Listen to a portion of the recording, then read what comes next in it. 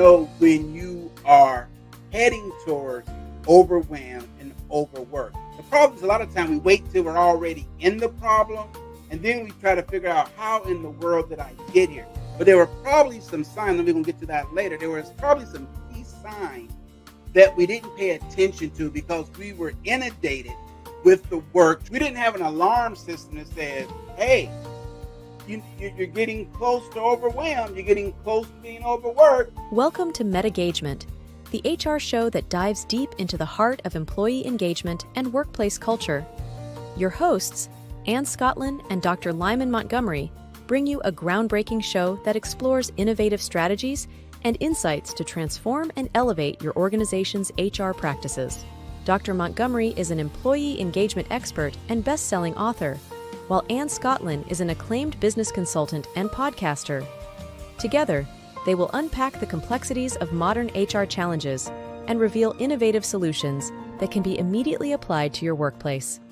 Please welcome Ann Scottlin and Dr. Lyman Montgomery. Welcome back to MetaGagement-HR, a podcast designed just for you, helping you make the possible probable. We all know what can be possible, but how probable it is and implementing it is always the big question, right, Lyman? Absolutely. So just for those of you who are new with us today, we just want to give you a little review. So the purpose of our show, we have a good time at this show. We try to address real issues, and it's a combination between continuous innovation and neuroscience, as well as practical application, and bringing those together in a more effective way, which we call meta. That's MetaGagement. Why not? Let's have fun. And as far as from an HR perspective, Lyman, refresh our memory again for our viewers, what MetaGagement really means. Why is it meta? Absolutely. MetaGagement means to go beyond, to think of it as out-of-the-box thinking. And MetaGagement is the marriage between engagement and going beyond what we've always done in HR, thus MetaGagement. And it is that combination of thinking outside the box, using neurosciences, using new thinking techniques to really engage or re-engage the workforce so that you can move the dial forward in a fun and exciting way. I love that. That's such a great explanation, and really helping our HR professionals foster resilience and adaptability. I think ultimately one of the goals that we've always had for mindset MetaGagement is finding better ways to do things and do them more easily. And by easily, I don't necessarily mean there's less steps, but I mean that we are more intentional, we're more scientific about it, we're more fun in how we implement it. So we're creating more ease. So I don't know if easy is the best word, but we create more ease, how to have better results with more ease, I think we usually say. Yeah, and it's about fostering that resilience and adaptability within an organization, using these advanced, what we call meta techniques and actionable, and that's the key word, actionable insights and strategies. Not enough just to think about doing things differently. What we say, think about it, talk about it, but also you have to be about it. And so those are kind of like the three key words when it comes to meta engagement. Yes, we want you to think differently. We want you to communicate differently, but also implement and act differently rather than reverting back to what we've always done. We've all heard people say, well, we've always done it this way. This is our practice. This is our culture. But we all know since the post-pandemic, over the last 3 to 5 years, everything we thought we knew about the workforce has changed, except for how we go about doing business. So meta engagement, again, is how do we re-engage, refocus, and be able to have a sense of resiliency matched with adaptability. Yes. And I love what you said about, this is our corporate culture. We've always been in doing it this way, but you can't live in a bubble. We could say that for many other areas of life as well. as culture changes, the internal culture also has to change. It doesn't have to become 100% different, but it has to shift. So, and shifting in positive ways that support what's going on in the present.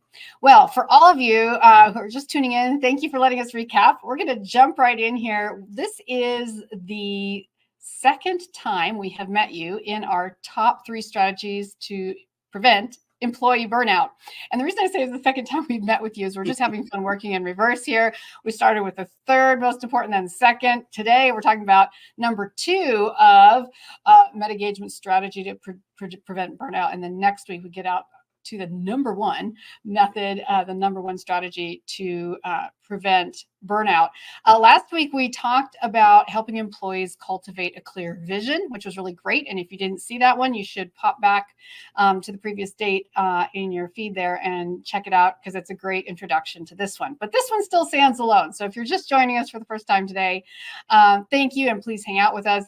Please like and subscribe and send us your questions. We're going to be doing a special episode coming up soon where we're going to answer your specific questions. So send us more. We always love hearing from you. So the second MetaGagement strategy to prevent burnout. Well, what's the problem, Lyman? What's the problem? The problem is a lot of employees, let's face it, they're overworked. They don't feel as if there's any end in sight. We've all heard the saying, doing more with less.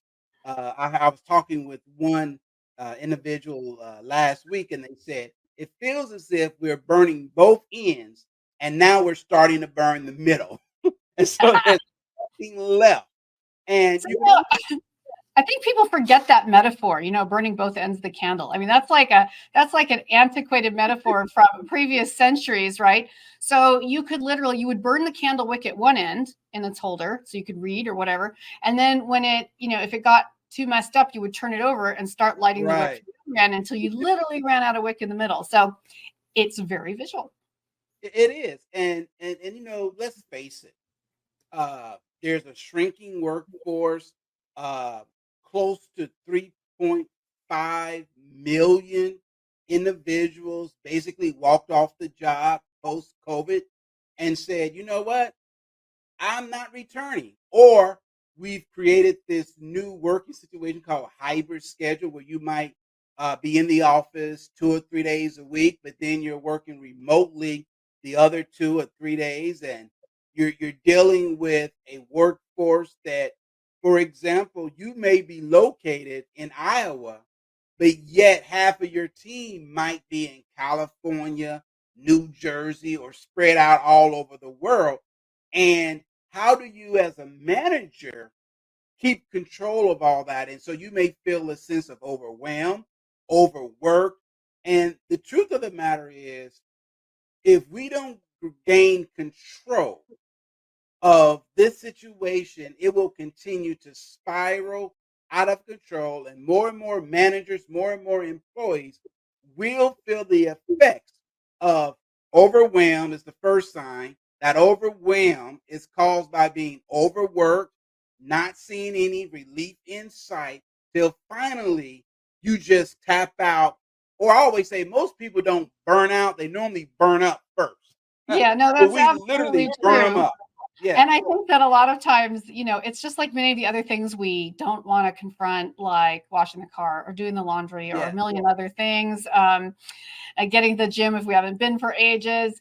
It's kind of that idea like, well, if I avoid this problem, maybe it'll go away. Maybe But it'll that go can be away. a very fatal problem in this discussion and in this department, because chances are it will not resolve on itself. You may just lose people right away, and then you're going to have a real problem. So one of our solutions that we're going to discuss today is how to co-create solutions to reduce stress and optimize employee work. But first of all, Lyman, on a personal note, just figured we'd jump in and out of this today. What have you done in your life in recent months to reduce your own stress? One of the things that I'm very intentional about is checking in with 3 areas of my life. And those three, what I call 3 modalities of my existence. The first is my faith level. Do I feel connected to a higher power? This is not about religion, but do I feel connected to something greater, a greater cause? That's number one. The second thing that I do is I do something physical. I've engaged in walking. Yesterday, I did a 5 mile walk out in nature right along the canal.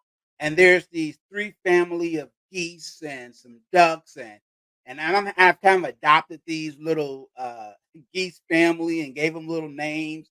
And it's fascinating to me that while you're out in nature and really getting grounded and rooted, but also getting some physical exercise, Mhm. and it's amazing how when you're re-engaged in something you love, 5 miles don't even seem like 5 miles, because you're No, enjoying what you're doing.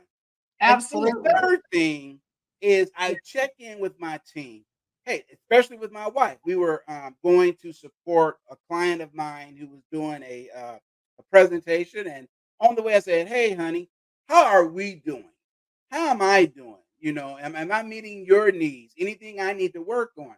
And those are the three dials that's important to me. What I call modality of my existence. Number one, my faith. Do I feel connected to a higher sense of something, whether Yeah, that's my religious faith or it could be, do I feel connected to the work that we're doing, putting good right. content out there? Second is doing Absolutely. something physical for the body to get the stress out of me. And for Mhm. me, that's walking through nature. I'm not a treadmill Absolutely. person. I want to get outside and, looking at the water, looking at the blue herrings and the geese and the ducks and the turtles and muskrats and all the little nature critters that's out there. And then third is checking in with my team. So that's what Yeah. I do to help deal with the feeling sometime of overwhelmed or feeling overworked. I think one of the things that people forget a lot is that you have to feel successful in your creative output in your life. So, if work is not doing that alone for me in a given week or a given month, then I really, one of the ways I deal with stress is I specifically seek creative outlets that will make me feel fulfilled, that remind me that I'm good at what I do, that remind me I'm not just overloaded and miserable. Whether that's cooking, whether that's doing something creative with my hands, whether that's Yeah. writing, whether that's shooting a new podcast that I'm excited about, whether that's, whatever that is kind of like, let's break out and do something different. What is it creative you like to do? Do you like woodwork? Do you like drawing? Do you like, what is it? It could be practical or not practical. Some people literally like fixing things around the house. I have a girlfriend, her favorite thing Mhm. to do is to fix things around the house, and she has like a toolbox that puts me permanently to shame. But it's that feeling of finishing something, of feeling that you are good at things, that feeling. So if you continue to nurture that, it really does help you when you go back to work. It's kind of like you've had a breath of fresh air, like, I really am good at my job. I really do know what I'm Yeah. doing. Yeah. So, we're going to jump in here to talk about the solutions, and again, to reduce stress and optimize work. And I love to say co create, because That's it's good. not just about HR versus the employees.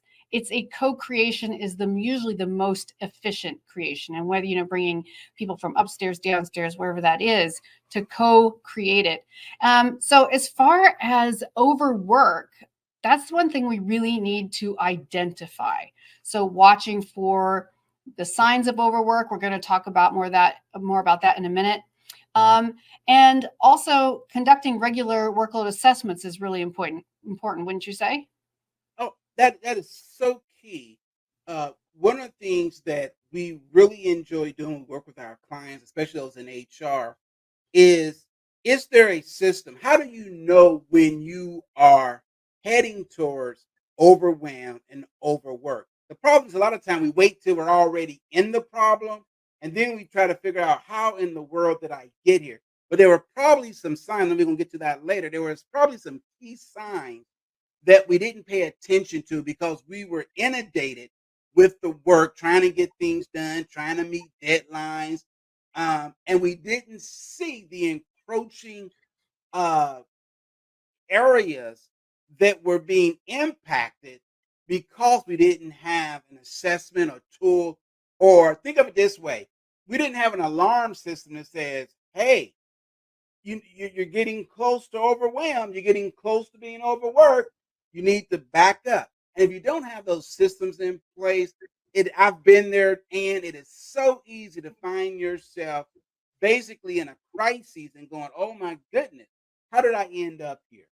And so we'll talk about that a little later about some Absolutely. of the signs and Absolutely. And also I what we think can do to get out. what you're saying too is so key in doing this assessments, because one of the things I was just going to say about going meta is being intentional about constantly asking your employees questions. Again, it's much easier to sweep it under the rug and just assume if things seem a little tense or a little unworkable, hopefully that will go away. But asking them questions really helps bring it out, because we know that one of the key signs for many people, not everyone, we have some noisy ones too. One of the key signs of stress and overwork is often isolation, self-isolation. That is so So key. if you don't ask your employees questions, if you don't make it part of your casual everyday experience with them, um, that is one of the big mistakes people make. So that is one of the ways you can go meta in your MetaGagement.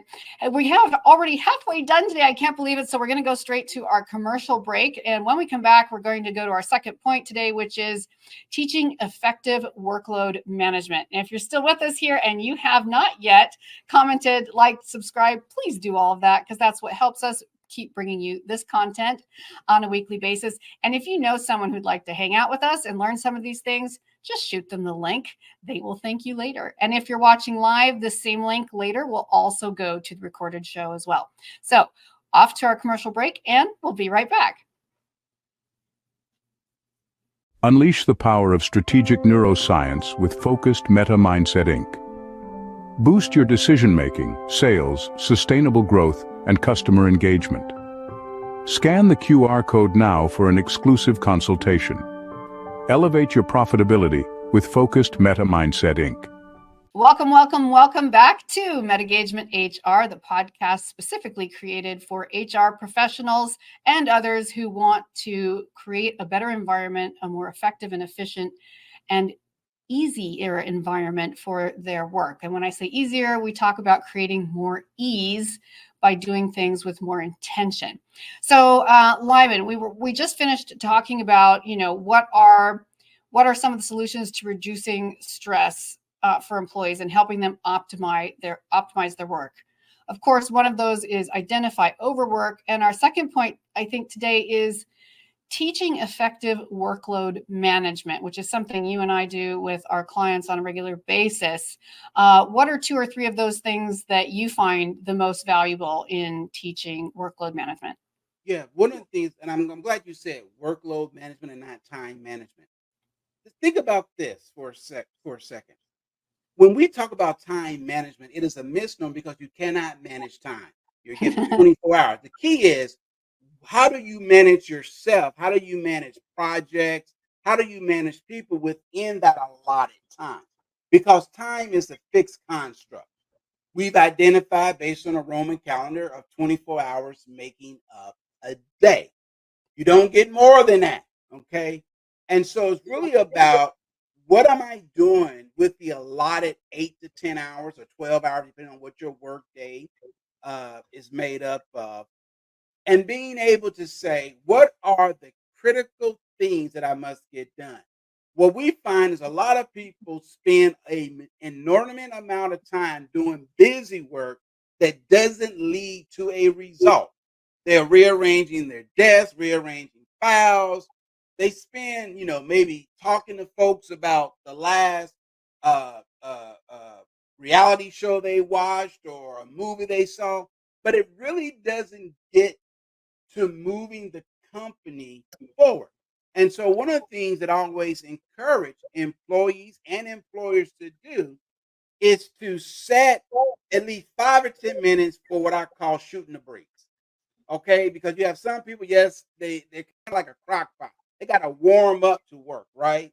And then you have others, they want to jump right in. And so having 5 or 10 minutes to kind of shoot the breeze and say, okay, let me get to work. And what I like to do is to prioritize rather than procrastinate when it comes to work. And I always look, when it comes to prioritizing, based on 3 fundamental things. Number one, what's urgent? What is a to do, something I like to do? And then what's something that can be delegated? And we spend too much time focusing on stuff really that should be delegated or deleted, and we really don't have a system of prioritization. And so I always start with what's the most critical 1 to 3 things I must get done today, And I and think that's that's a based on the really yes. it's so key because, I was recently talking to a client of mine who many of you will relate to this instantly, of course, who is abjectly overwhelmed by their email load. Hmm. Um, the purpose of their job is working on the phone with corporate clients, with solidifying deals, but their email is so overwhelming. He told me I get over 100 emails in my inbox a day, and most of them are internal, if you want to believe it or not, Oh or yeah. forward. Oh yeah.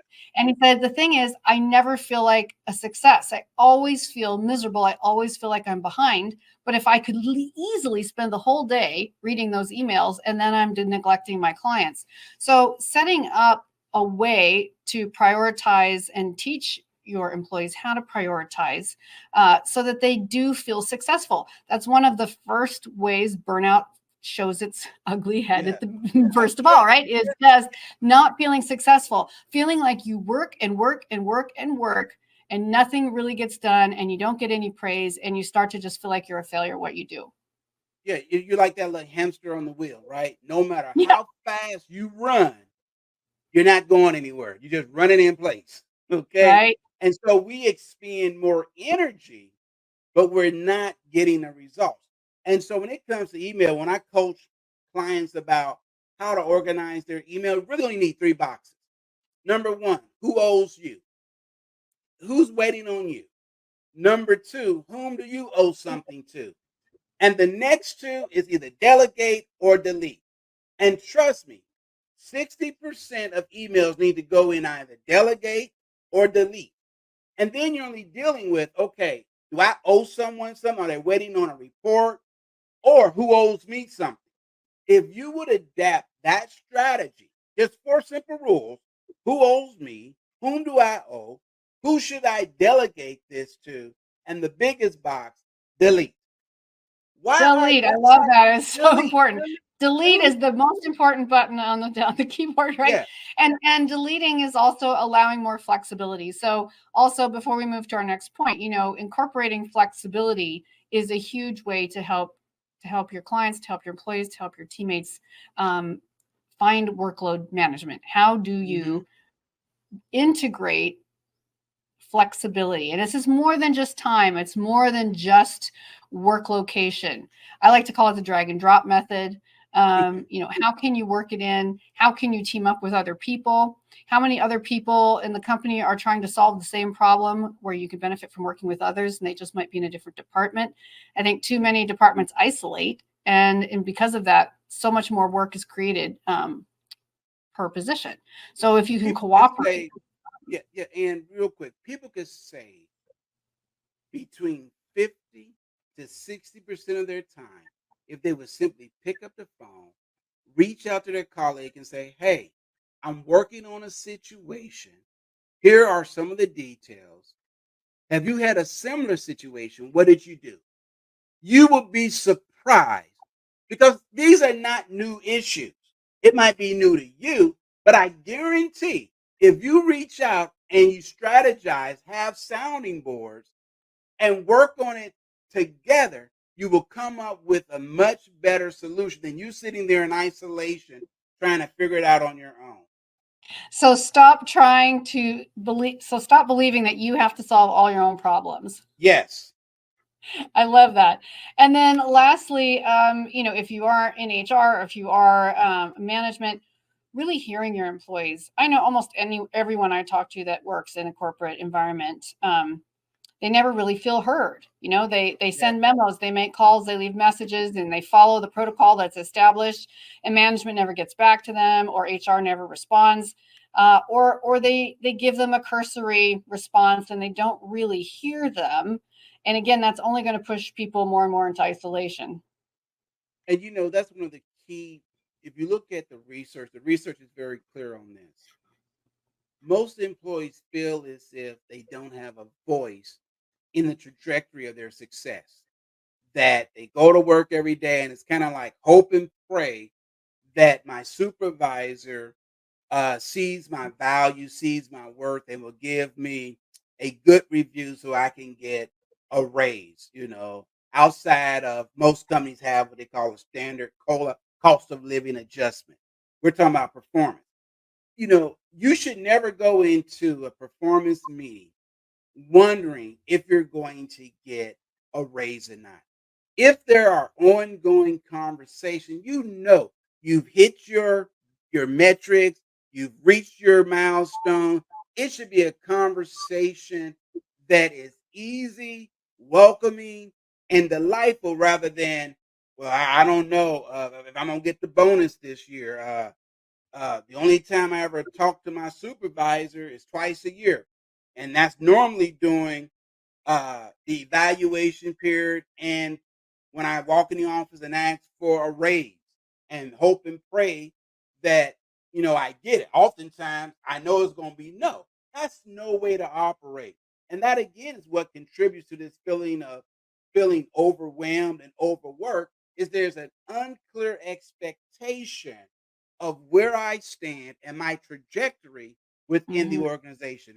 And I think a lot of times employees aren't allowed to demonstrate what they think they contribute of value.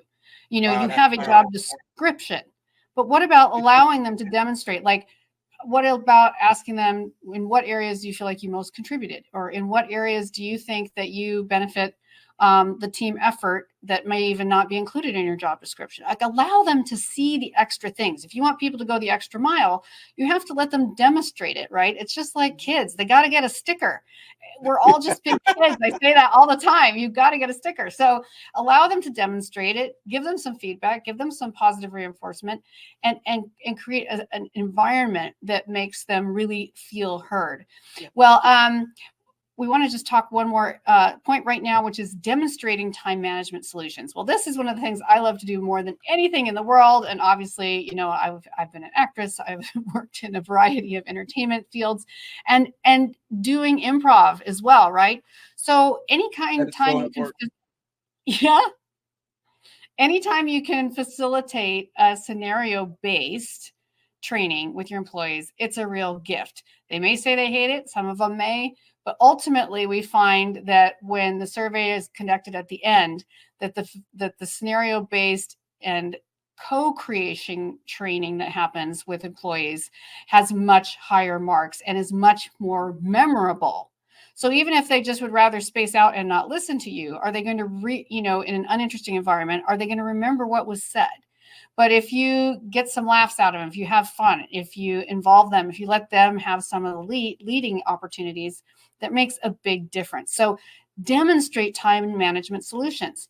I think from Especially, management all the yeah, way down, most people don't really know how to do that. How do you demonstrate time management solutions? yeah. And one of the things I was going to interject when you were talking, and that is you have to fire test. What I mean by fire test, you have to place that person in a familiar situation that is very common as much as possible to their work life.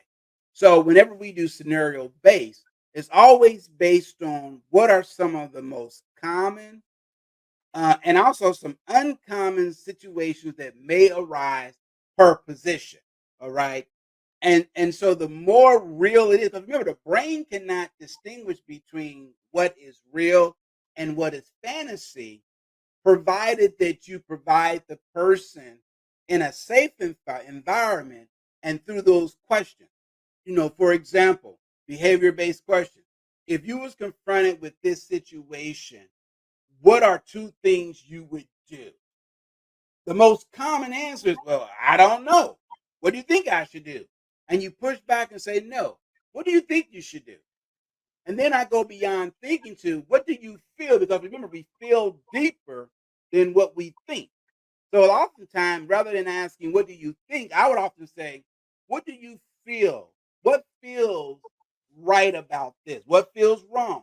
And that's when you open up that floodgate. You get them talking, you get them laughing. You might throw two or three different variables in there. And when that happens, they now see themselves moving the dial and say, you know what? I always thought that would be a good solution, but I wasn't sure because they lack confidence. Well, and a that lot of makes times, sense. Yeah. yes, and the lacking confidence, and also in that environment where you're working together, is also revealing your own humanity is as a leader, whether it's HR, whether it's management, whatever it is. Nothing gets more laughs than a little self-effacing jokes at yourself. Nothing gets more laughs than not having all the answers and admitting it. But that really wakes people up. You're like, I don't know the answer to that question. What do you all think? Whoa. Everyone loves to be asked what they think. For some Yeah. reason, we all just want to be right. We all want to have the solution. It's actually way more interesting when I don't necessarily have the answer, but the group can come up with an answer that works Yeah. specifically for them, Right. right? So That's it's so like true. That is so true, Ann. reversing And the energy from a top down that's to good. a bottom up style of learning. Yeah. And for those that might struggle with thinking, I will switch and say, well, how do you feel about it? Mhm. Because some people get stuck in their head and they will relive scenario and they actually live in their heads too much. And so if I see they're struggling with the word thinking, I would say, well, how do you feel about Mhm. it? Especially, and I let you know two types of individuals. There are those that are more cerebral, that are analytical, that will really think about it. But then you have those that are more emotional and they feel that what we call empath. They feel things at a deeper level. So sometimes you have to, just by changing the word between Mhm. thinking to feeling, you can get a much deeper response. You're really going meta when you do that. Yes. You're reading it, you're using positive neuroscience to your advantage and the advantage of the people in the room. You're not just on auto drive, you're reading the room. You want them to hear you, but are you hearing them? Are you hearing the words they use? Do you know the person at all? If you do you know if they tend to be more physical or audio or visual or, thought oriented? Find ways to really make them feel seen and heard. This episode has gone so crazy fast. I literally can't not believe it's already been a half an hour. Wow. Can you? I mean, we didn't even get to all our stories today. So we are going to have to let that roll over. Unfortunately, we still have one more episode of this series coming up, which is today's From Overworked to Optimized, points to reduce employee stress. And this is all part of our Over series, strategy to prevent burnout. So what are you doing to help prevent burnout when your employees are overworked? We hope you liked some of the solutions we offer today. We hope that you will respond, send us a message, a question, an idea, feedback, good, bad, and different. We don't care. We just love to hear from you. And we'll get to tell you more on our next episode. So the next episode of this 3-part series is episode number 1. I know we did that. Woo! What is the number 1 way strategy to prevent burnout? And we're going to talk a ton about how to boost morale, turning underappreciation into motivation. And it is not always as hard as everyone says it is, or seems like it's going to be. So I'm really excited for next week's episode, Lyman. I'm ecstatic. This is one. It's gonna be a lot of fun, and it's something that I think uh, a lot of you would get a lot of value out of it. And again, as you mentioned, if you missed the first part of the series, we kind of start in reverse order, which is number 3. Go back and listen to it, and also share. And also let us know what your thoughts. If you disagree with us, we want to hear from you. Absolutely. Absolutely. So you can check out the email address that's been streaming in the ticker tape here today. You can go to our website, metagagement.com, metagagement, just like engagement with meta on the front, metagagement.com. You can reach us there. You can also check out some of the events we have coming up really soon, including one next week. So go to our events page, check it out, and see if you would like to sign up and join us for a really fun 45 minutes for one of our Yeah, midday lunch and programs. learn. Bring your lunch, enjoy, have coffee, tea, whatever your beverage is, and also learn something. Absolutely. And learn. And as always, join us here. We're always streaming Fridays, 11 a.m. Eastern. That's 8 Pacific, 3 p.m. GMT. If you're one of our friends from across the pond, please like and subscribe before you go, and share this link with someone else who could really appreciate it. We're really excited to hear your questions and comments, and we'll see you again next time. Cheers. Take care. Cheers.